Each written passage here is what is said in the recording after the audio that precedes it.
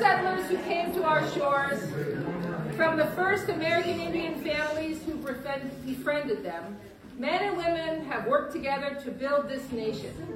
Too often, the women were unsung, and sometimes their contributions went unnoticed. But the achievements, leadership, courage, strength, and love of the women who built America was as vital as that of the men whose names we know so well. Those are the words of President Jimmy Carter when he issued a presidential proclamation in 1980 declaring the week of March 8th, 1980 as National Women's History Week.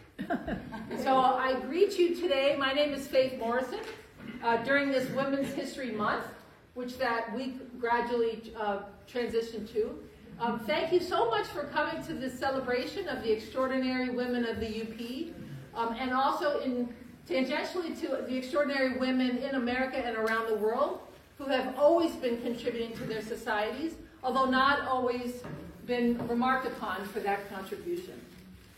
The exhibit that some of you have already been seeing was curated in Marquette, Michigan by the Bomer UP Heritage Center and their partners, and it seeks to bring attention to women who have made a regional, national, or international impact through their work in fields such as politics, science, and human rights. So this exhibit covers 65 women.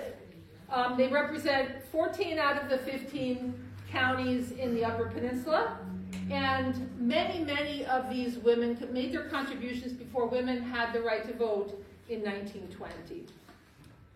So I'd like to start with just acknowledging some of the folks who brought this exhibit to us. I already mentioned the UP Heritage Center. The Exhibition Planning Committee is listed on the slide there, but they included representatives from the Munising School Public Library, the Iron County History Museum, the Carnegie Museum of Houghton, where you are right now, including Elise Nelson, our director, who you'll hear from later, Northern Michigan University, in particular Professor Emily Romeo, who's an assistant professor, and the Heritage Center at Northern Michigan. Other contributors include our own Jean Ellis from the Keweenaw Heritage Center and the work that she did on the exhibit for women that ran there for 2 years, the Menominee Range Historical Foundation, the Delta County Historical Society, Dr. Russell Maganagi, also from the History Department at NMU, Schoolcraft County Historical Society, the Michilimackinac Historical Society, and of course the student researchers. There was two quarters of student researchers who worked with Dr. Romero on U.S. women's history, who are responsible for a lot of what you see. So thank you again to all of those folks. The exhibit itself was partially sponsored by the Michigan Humanities Council, which is an affiliate of the National Endowment for Humanities. So as I said, I'm Faith Morrison. I am part of the board of directors of Rise Up, which is a group that got together in 2019 to prepare for the Women's Suffrage Anniversary, which happened right during COVID. And so many of you maybe were here when we had our last big reception on a very snowy day that I'm very grateful we're not getting that snow here today. But now I'm truly delighted to have this large group of people here to look at these extraordinary women. This is the genesis of this exhibit was with the idea of celebrating Women's History Month, which is a month that we use to stop for a minute and see whether or not we have really truly been including all of those who contribute to our society that we might be overlooking because of our historical attitudes but to what women can do. So I think we have been proving forever, women have been proving forever what they can do, and this exhibit is one written down version of proving what women can do that's so exciting to share with you. The panels that are here in the museum are organized by 10 particular categories. They are activists, people in the arts, community contributions, education, letters, medicine, military, pioneer, politics, and sports. And as I read to you previously, the grant that they wrote for this exhibit indicated that they would be looking for contributions that were regional, national, and international. And so what I'd like to do for the next little few minutes is to talk to you about 3 of the women in the exhibit, 1 each from those categories, and just tell you a little bit about them. There's some of it is from the slide, and some of it is additional that I have, but just to bring us all together with the kind of women we're talking about, and the kind of impact that one might have either locally, regionally, nationally, or internationally. And the first person I'd like to talk about is Cora Jeffers. So Cora Doolittle Jeffers was born in Hillsdale County, Michigan, so that's here, down in the middle, at the bottom of the state. But when she went to college at Normal School in Ypsilanti, which is now Eastern Michigan, she married Fred Jeffers, who was from Atlantic Mine. He had been a school principal in Atlantic Mine, and so after they married, she moved back up here. So they taught in that school in Atlantic Mine, and then when the new school was built in Painesdale, they both went along. Cora went as the school principal, and Fred went as the superintendent. And just to show what an overachiever she was, she taught physical education, algebra, English, chemistry, foreign language, and advanced math. She also did the secretarial work at the school. And she also directed the chorus. And famously, when the swimming pool was built in Jeffers, at the age of 63, well, it was Painesdale High, at the age of 63, Cora Jeffers taught herself to swim so that she could teach the students to swim, and she wanted also to teach, and did teach, fancy diving. At 63. So that was not all that Cora Jeffers did. In the community, she was a suffragist. She went all over the UP speaking about women's suffrage and exhorting crowds to please vote for women to have the right to vote. She would tell women to exhort their husbands, brothers, and friends to please vote for the women's right to vote. She died in 1949. It was a few weeks after she retired. So she spent her entire life and gave her entire life to that school. She died in March. In August, they named the school the Jeffers School. Okay, that's Cora Jeffers. So the swimming pool story is one I will never forget. The second person I'd like to tell you a little bit about is Verna Granick Mize, Verna Mize. So Verna Mize was born in Houghton. She grew up in Calumet, went to Calumet High. She found her husband and married and moved to Maryland. Her husband was in the Marines.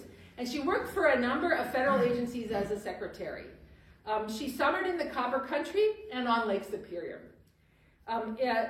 In 1947, the Reserve Mining Corporation was given an authorization to dump 69,000 tons of asbestos-like fiber taconite tailings per day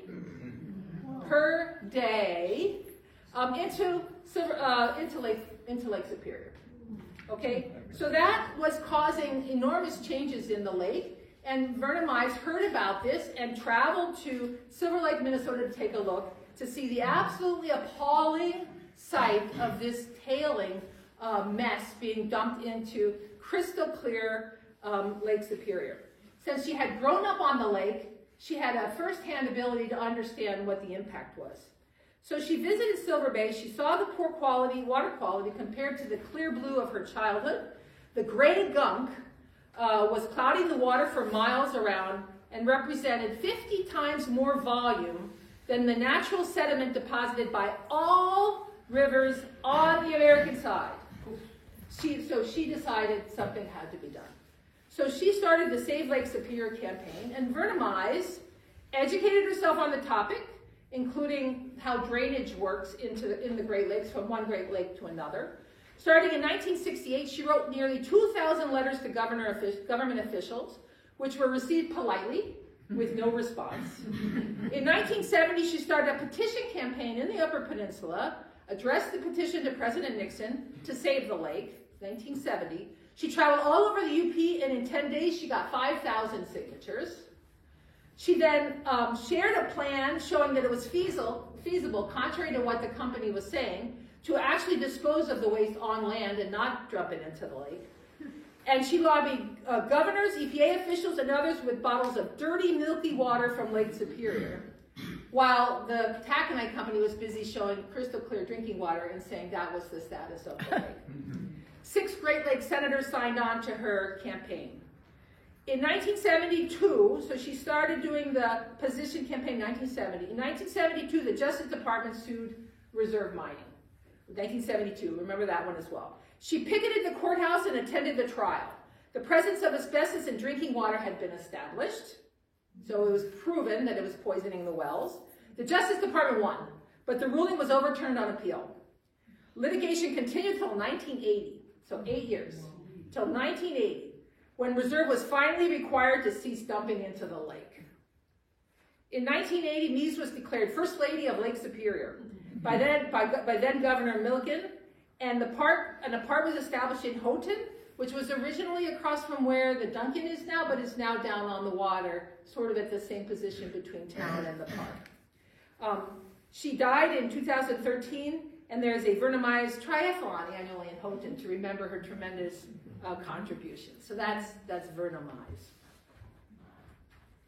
And the third one that I want to talk a little bit about, I might talk a bit longer because this woman is impressive beyond belief, but remember we're going up from regional to the state level and now national and international. So I want to talk about Dr. Mary Locke Peterman. So Dr. Mary Locke Peterman was born in Laurium, and she was the daughter of the president of Calumet and Hecla Consolidated Copper Company. She showed great aptitude for science, which her family thought was a terrible idea, but she was very determined. So she persisted and wanted to study science. So she left the area and she went to a preparatory school and then to Smith College. High honors from Smith College. She did research at Yale and then at Boston Psychopathic Hospital. That's not a typo, that's the name of the hospital. And then eventually she went to University of Wisconsin for a PhD in physiological chemistry. So chemistry of the body, okay. So she did that in 3 years.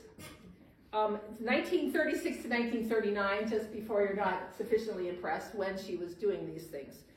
She performed research and taught chemistry at the University of Wisconsin. She was the first woman chemist on their staff to do that. And then there was the research that she did in Wisconsin. Dr. Peterman was the first person to isolate animal ribosomes, the sites of protein synthesis. Peterman found that the particles that had been found contained roughly equal amounts of DNA and proteins that vary greatly in size. She used analytical ultracentrifugation, so a centrifuge spins matter around in a circle, making very large g-forces, and allows particles to separate by their relative sizes. And the work that she did on this is very highly cited, and in fact, there was a Nobel Prize given in 1974 to George Palade for work that her work on the ribosome separation had allowed the kind of work that he did on electron microscopy. So you can't do electron microscopy on solutions, you have to do it on the particles, and you have to do it on the particles you're actually interested in looking at, and she was the one who allowed those particles to be something that anybody could look at. She also in Wisconsin worked with physical chemists, again with the technique of ultracentrifugation, and they made some very important discoveries about antigen molecules and the binding sites that again led to others to win the Nobel Prizes for being able to use the work that she collaborated on. In 1945, she was at Sloan Kettering Institute in New York City for cancer research, so that's that physiological research.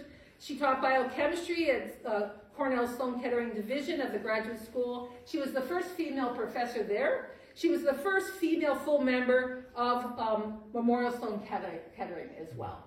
Okay, so she was absolutely fantastic. There was those 2 Nobel Prizes. I'm not arguing she should have gotten them, but I'm pointing out the kind of collaborative research that is absolutely necessary for that level of contribution. And maybe I'm even arguing that prizes like the Nobel Prize don't take don't send the right message about how that kind of knowledge is found, discovered, and figured out. The story very much reminds me of the DNA story where Rosalind Franklin's work with X-ray could not have been done without in the discoveries for the structure of DNA. Okay, so on a little side note that I want to go to, I was looking up Dr. Peterman's papers, and I found 3 really important ones. And she had a co-author named M.G. Hamilton, which I found that unremarkable until somebody told me that was Mary Hamilton. And then I found that more remarkable. So these papers, one of them is a two-women author paper by Peterman and Hamilton. And Mary Hamilton is an emeritus faculty member at Fordham University in New York City, and she's still on the web. She was active, according to the website, up to and including COVID times, but I don't know whether she's still around. But she's not as old as Mary Peterman, but she's also a very active woman chemist who made important discoveries in partnership with Dr. Peterman. And then I'm going to segue back to that in a second. Let me finish with Dr. Peterman's story. She has received a number of prizes. She received an Alfred P. Sloan Foundation Award in 1963 for advancement of cancer research for $100,000. I put that into a calculator, and with inflation, that's a $100,000 prize. She took that prize and traveled to Europe, giving lots of lectures and also availing of the opportunity to work in other labs that were of interest to her. She was a strong advocate for women in science. She founded and was first president of the Memorial Sloan Kettering Cancer Center Association for Professional Women in 1974. She authored more than 100 publications and 1 book. She was elected fellow of the New York Academy of Sciences.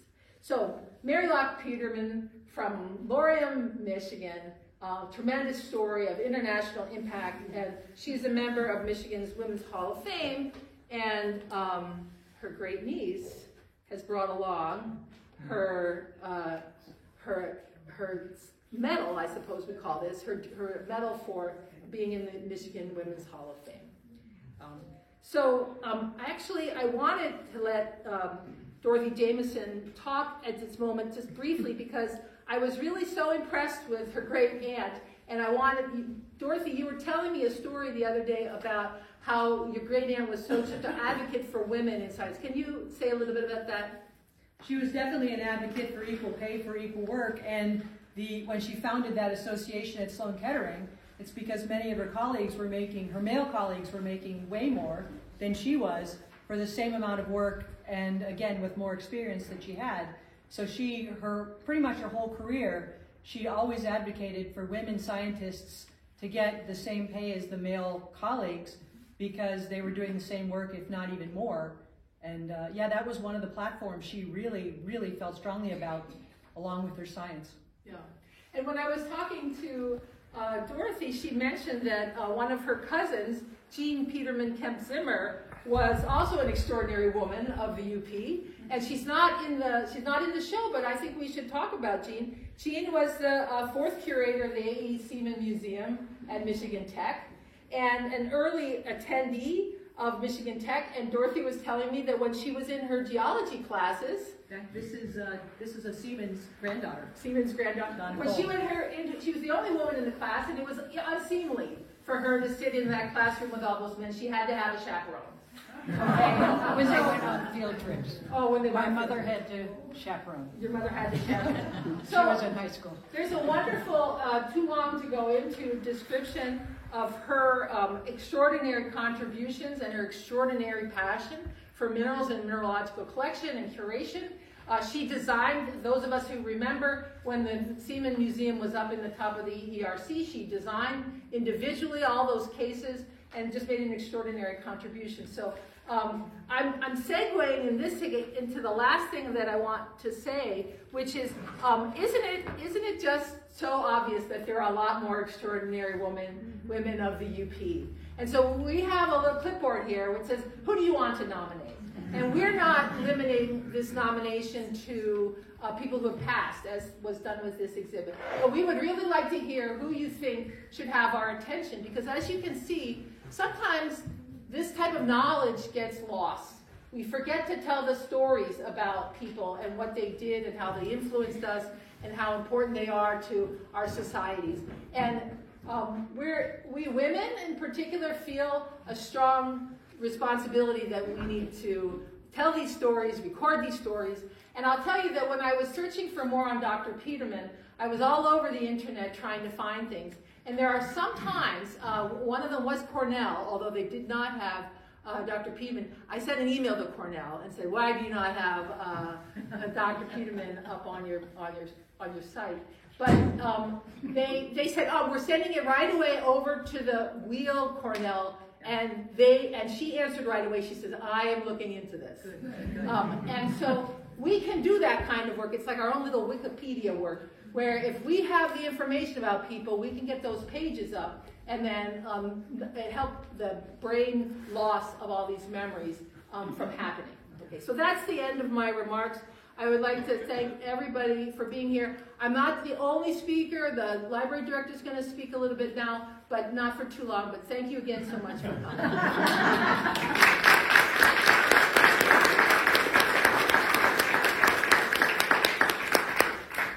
It's the museum director. What did I say? Library. I've got library on the brain. I love library.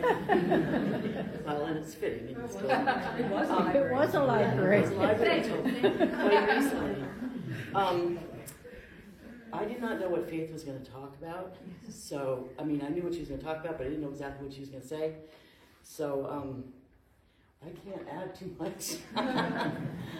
I wanted to say, I was asked, Dan Truckee, the director of the Beaumere Heritage Center, conceived of this exhibit and procured the grant from Michigan Humanities Council.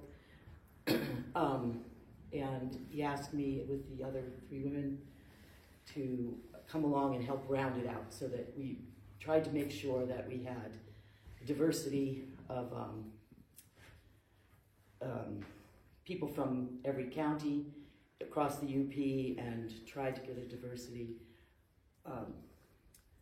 I apologize. I have all these words on my brain. I know I'm not supposed to be saying anything. Type of contribution. All these words keep coming in my head. I'm like, okay, we were looking to try to make sure we had a full diversity of people of all walks of life.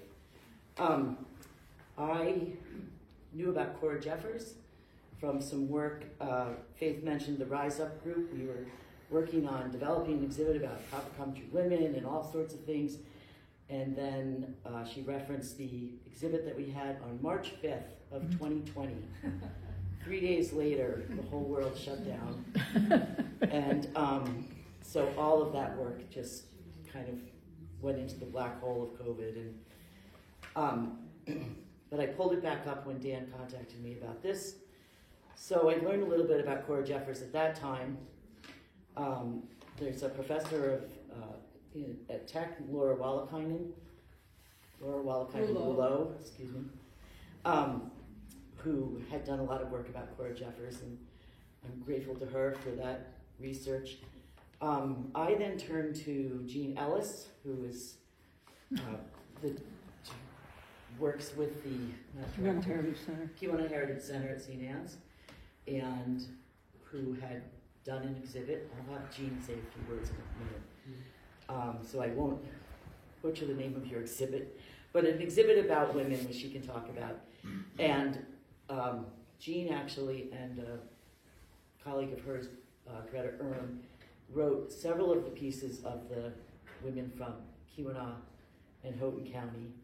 And then Emily Riebusch-Fiebert, who's an archivist at Tech, did some pieces about the Brockway women, two generations of Brockway women, which is fascinating reading. One of them kept wonderful diaries. Sorry.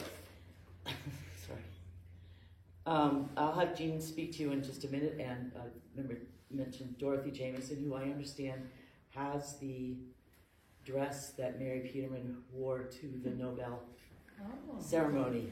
Oh. She was invited to the Nobel ceremony by one of the recipients, and so yes, she has this beautiful blue gown, Wow. Yeah. which we had on display in Jean's display up in the Heritage Center. So what I wanted to say is that I gave this a talk about some of the local women to the Hancock Women's Study Club back in September. And in so doing, and talking to this group of women, which the Hancock Study Club dates from 1883, I think. And we talked about sort of all kinds of groups that were women supporting women, certainly at a time when they weren't otherwise supported necessarily. So we had this idea to couple that with this exhibit, some pieces about other organizations in the Copper Country. We didn't get too far. We know there's more, but so we have small pieces about the International Neighbors, which isn't exclusively women, but of course it was started by women, mostly housewives, looking out for foreign, primarily wives of foreign students coming to Tech. That was started in 1970. League of Women Voters and of the Copper Country, and the Girl Scouts, and Donna Cole, also Donna Cole Farnham Seaman. We talked about the Girl Scouts, and I know that doing work on World War I, the Girl Scouts were present began in 1912 nationally, and were here certainly by 1917 during World War I. They contributed to a lot of the Red Cross projects, and we have an article where they helped the soldiers don on their socks and sew on their buttons. I apologize. We had sprung a leak yesterday that they fixed today while the pianos were being tuned, and I was trying to get ready, and I have a cold. So my brain's kind of muddled. The last thing I want to say is, so this exhibit will be here at least through the end of March. Please come when you can have some time to look around. I wanted to say, I was thinking about the power of community in giving this talk to the Women's Study Club, and how the community is so important in supporting each other and bringing us things, which brings me to the library/museum.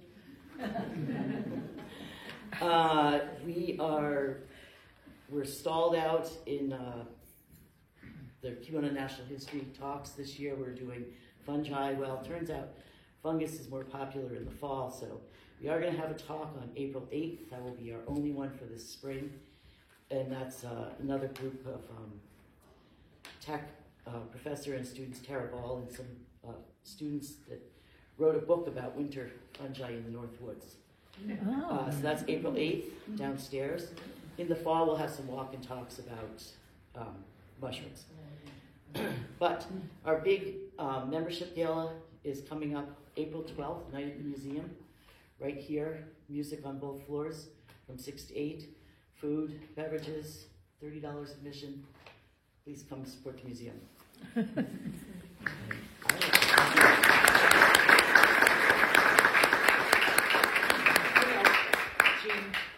And Dorothy, you can raise your hand. And Dan is behind too. Oh, and I have a brother here. oh, your brother, yes. I don't want to not recognize you just because you're not a woman. Come on over. This is Jean Ellis. Thank you very much. I was really pleased to see so much of the exhibit that we put together on women of the Copper, actually women of the Keweenaw part of the Copper Country. We called it Finding New Places, because what we looked at were women who were born before the passage of the 19th Amendment, who lived primarily in this area or were born in essentially Calumet North. We had only about 6 months to put this thing together, and we figured we needed to narrow it down. We had 8 people all told. Among the things that we looked at, and I want to be sure that I get this right, we wanted people to be born before the 19th Amendment.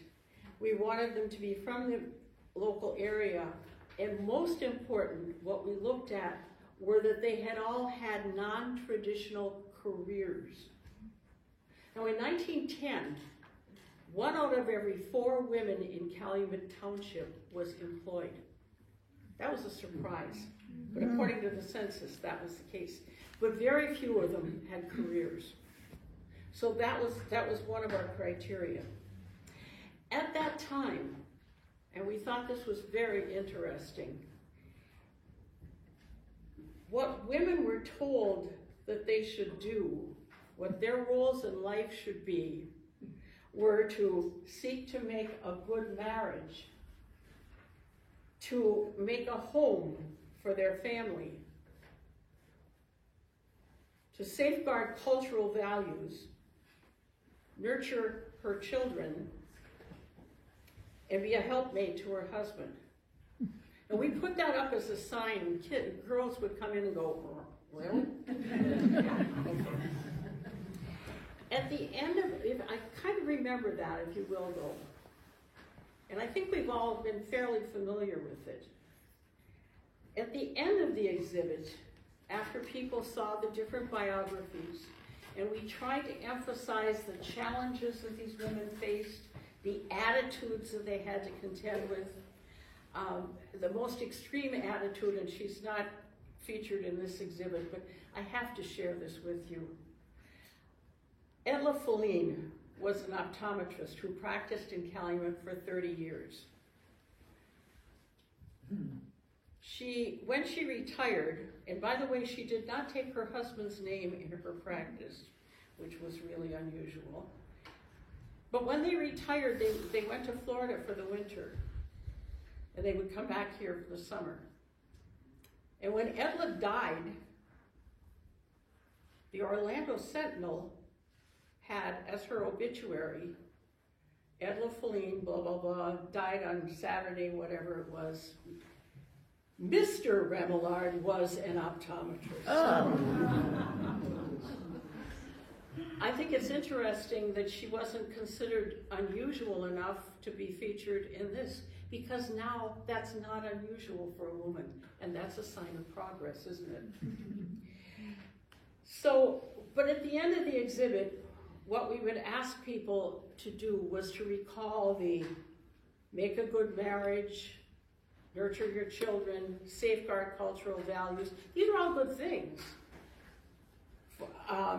And be a helpmate to her husband. And we would say, remember that? Now, if Mary Peterman, or Betty Roach, or primarily Manila Gipp, who was not George Gibb's wife, whatever, if they had done these things, if they had adopted that attitude, would their lives have been very different? Would they have lost some part of their lives? I think so. But more importantly, without them, what would we have lost? And I think if we look at the way in which women were regarded, we should also look at the way in which we extend that kind of thinking to other individuals from other groups of people. So we should be looking at the potential in every person, regardless of gender, regardless of race, regardless of anything. We need to focus on individuals and how they can develop. And when we do, I think every single one of us gains. So thank you.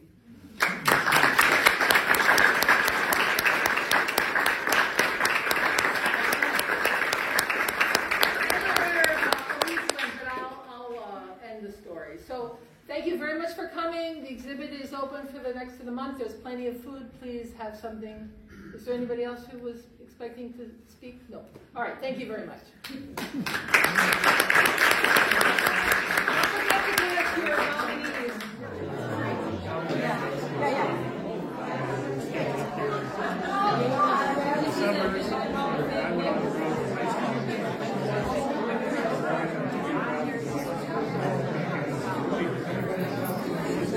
Like